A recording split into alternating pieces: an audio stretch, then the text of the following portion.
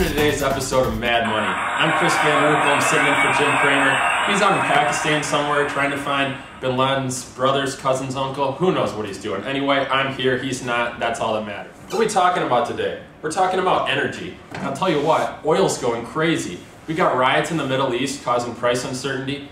The price of oil in the West Texas Intermediate, man, this thing's up to $113 a barrel. That's crazy. What else we got going on in energy? Well, the nuclear disaster in Japan. Yeah, that's causing problems for everyone. Industry critics are, up in arms. Everyone's on nerves about the nuclear power, and who knows what that's going to do. Look, what else do we have? We got emerging market opportunities. We got India and China, both with government missions to increase their power. You think we're going to be able to do this with some sort of wind farm? Well, not if everyone wants to live under one. What else? Are there enough rivers even in this whole place to put in hydroelectric dams or who knows what else? No, there's not. The only thing that's possible for these is solar. I mean, we're talking about gigawatts here, not just megawatts. And, I think there's tremendous opportunity for solar companies to get into China and India as part of these government initiatives. That brings us to a company called First Solar. It's playing in this industry. It's a great company based in Tempe, Arizona, homegrown. Let's take a closer look. They're the world's largest manufacturer of thin film technology. These guys did $2.5 billion in sales worldwide in 2010, yet they're a big company. What else? These guys, they started in the US, so they have, obviously a foothold here. But 90% of their revenue is coming from the EU right now. These countries are hot for green energy. They're in Germany, they're in France, Spain, Italy, they're everywhere. So what does all this mean? Well, this company, it's on a gravy train. All aboard! What else? Well, they operate in a couple spaces. First of all, they're in panels. And as we all know, panels is a bit overcrowded. Everyone's in panels. Okay, so they make the panels, but a few years ago, they started diversifying into project development. Yeah, that's a big deal for them. Okay, these guys, they bought Nextlight in 2007. It was our fourth acquisition for $300 million. It's given these guys another sales channel, and they're controlling everything. They're putting in the plants, they're building the panels, they're providing the whole project. They make a lot of money. What does that sound like? That's a strike, baby. So let's talk about their cost structure. First Solar, it's a great company. It is a low-cost leader in this solar technology. They have a huge base in Malaysia. They're expanding their capacity, mostly in Malaysia. That's going to increase their capacity from 1.5 gigawatts to 2.7 gigawatts worldwide. Yet they can make a ton of panels. What else? They have a CopySmart technology. This is a patented process for them to be able to take a plant in the US, move it to Malaysia, and have the exact same thing. What does all this mean? Well, their revenue streams combined with their low-cost architecture resulted in a $660 million net income in 2010. That's a 26% profit margin. What does all this mean? Well, I think this stock is bye-bye. And with that, we're gonna take our first caller. Welcome, Mark from New York.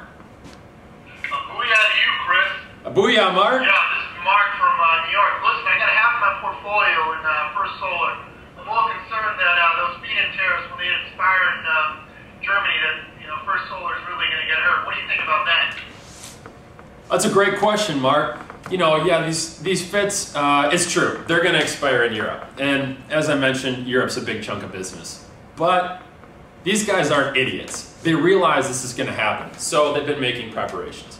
So, Mark, you asked what have they been doing? Well, first of all, they've been expanding their core business in the US. As I mentioned, they're also entering China and India. These are going to be huge markets. More than likely, they're going to surpass the size of the markets that they currently have in Europe. What else are they doing? Well, they're offering rebates to stay competitive. They're lowering their cost structure. So yeah, to answer your question, Mark, this is a problem. They're aware of it, and they're taking actions to pursue it. And next, we're going to roll over to John from Wisconsin. Hey, John, what's your question? Booyah to you, Chris. Booyah, John. This is John from Wisconsin. I'm having a diet pop in front of my accounting class, and we were wondering how is First Solar dealing with the accounting rebates in Germany, And also, what's going on with the recycling program? How's that accounting? What's going on with that, Chris? Well, John, those are great questions. You must be an excellent accounting professor. Hey, just to dive into those, The first one, yeah, there's some rebates going on for the fits, like we just talked about in the previous call. They've got to issue these rebates in Europe to remain competitive, but it's not a long-term concern. It's isolated in Europe. There aren't issues with this anywhere else, and they're lowering their cost structure to go along with that. So I think they're going to offset themselves long-term, not going to be an issue. Secondly, with this recycling program, you must know this, but they've got 25 years laid out in their contracts with their customers. These guys go in at the end of 25 years, they're going to replace the panels. They're accruing for it, and on the balance sheet, they've got $130 million currently in their liabilities for this recycling program. You know what? I don't see this as a problem. In fact, I see this as a great opportunity. These guys have a contract where they're going to go in, they're going to clean up the old panels, and who's going to be there? They are. So they're going to replace the panels. And John, I don't think this is an issue, but thanks for your question. Let's take our next caller. This is Bubba from Alabama. This is Bubba from Alabama. Booyah, Chris. Booyah! I've been hearing about this Yingling Gray and Suntech from China. They're coming into America. You can't do that. What's First Solar going to do about this? Yeah, roll tide. Well, roll tide, Bubba. Hey, that's a great question. This is true. Companies like Yingli are coming into the U.S. This company already has a 27% share in California. So what? First Solar is expanding their core business in the U.S. They're expanding their spectrum of services. Like I mentioned, they just bought NextLight. That's opened up a whole new pipeline of business in the U.S. And they're expanding from just a producer like Yingli is into the services industry as well. Not a huge concern. Also, First Solar is entering China. These guys are going into Yingli's home court. They're bringing their technology, they're bringing their services, they're targeting contracts with the government. This is a big deal. These guys are going to be able to overcome this competitive threat, and they're going to do fine. So thanks for your question, Bubba. And our last caller, sounds like we're going to Ramsey from Beirut. Hello, Chris. This is Ramsey from Beirut. How do you say over there? Booyah? A booyah! Listen, I have a question about their First Solar's emerging market strategy in China and India. How do they plan on entering those markets? Well, that's a great question. These are very important markets, and we've been on this topic of emerging markets all morning. So look, these guys are going to go in. They've already partnered with a state-owned enterprise in China Guangdong. It's a nuclear power player. And look, this is a strategic industry. First Solar already has the partnership lined up, and I'm anticipating them to sign up a FIT agreement in 2011. So, from my perspective, China looks good. Also, India is developing local content requirements. So first of all, First Solar's in there, they're lobbying like crazy. But they're a major player, they're going to get in there. The other thing that First Solar brings is access to capital markets. It's projected that India is going to need $62 billion in financing in order to be able to meet their 20 gigawatts of demand. This is a huge issue, and it's a bit of a problem finding local financing in India. So, this is their strategy. They're already in, they're working hard. I project these emerging markets to need companies like First Solar, and I think it looks good. All right, thanks for those calls, guys. Now, to wrap up this segment, we're going to talk about volatility and then my investment recommendations. So, as we know, this segment is extremely volatile. We've got the FITs in Europe expiring. There's a little bit of uncertainty around that. We've talked about how they're mitigating the risk, but, that's up in the air. Secondly, these emerging market opportunities. They can change at any moment in time. We think First Solar is in a great position. They're lobbying in India, they're partnering in China, but, we've seen things change in the past. Who knows? The other thing is the rate of technological advancement to achieve grid parity, that's a ways down the road. They need these subsidies to be able to continue to sell their products at a cost-effective manner. So, that's a little bit up in the air as well. And lastly, we have this whole nuclear energy thing. How is everyone going to respond to the Japan crisis? Things are just uncertain at this point. So there's a lot of things we've hit on with First Solar that are good, but there's generally things in the industry that just make it, somewhat uncertain. So I'm giving this a high volatility risk rating.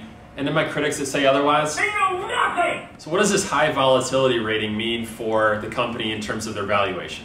Well, I've run 3 scenarios on this thing. Let's talk about my models. First of all, I think most analysts are using what I call a most likely model, and mine matches up very closely with what they're using today. But I think a little bit more opportunistic view is in order. Call me crazy, but I think we could experience 80 to 85% appreciation in stock price because of some of the things that are going on here. So what are these factors that are contributing to this potential appreciation? First of all, in my model, I think a lower discount rate is in order. Why? Well, the beta is pretty high at 1.55. But as this company exits its more growth phase and enters in more of a stability phase, I think a lower beta is in order, and that'll drop the discount rate. Also, sales growth has been explosive in the past. Several years, they experienced a year-over-year growth rate of 40%. In my modeling, I've used a little bit lower growth rate short term, but take a look at this growth. 40% growth could be experienced when the company enters in China and India for a couple of years due to the just explosive nature of these markets. Another thing is the tax rate. The tax rate for First Solar is much more favorable for many reasons, particularly because they have a lot of their operations overseas and they have a lower tax rate. So the tax rate is only about 12 to 14%. So we're able to take advantage of the lower tax rate for this company. Lastly, gross margins have been 50%. I don't see any reason this will change. The company's staying in its business building panels, but it's also migrating into this higher margin business of expanded services. I don't see any reason the company won't be able to maintain its margins, and if anything, it's going to improve. So we've got good gross margins, we've got strong sales growth. What does this mean?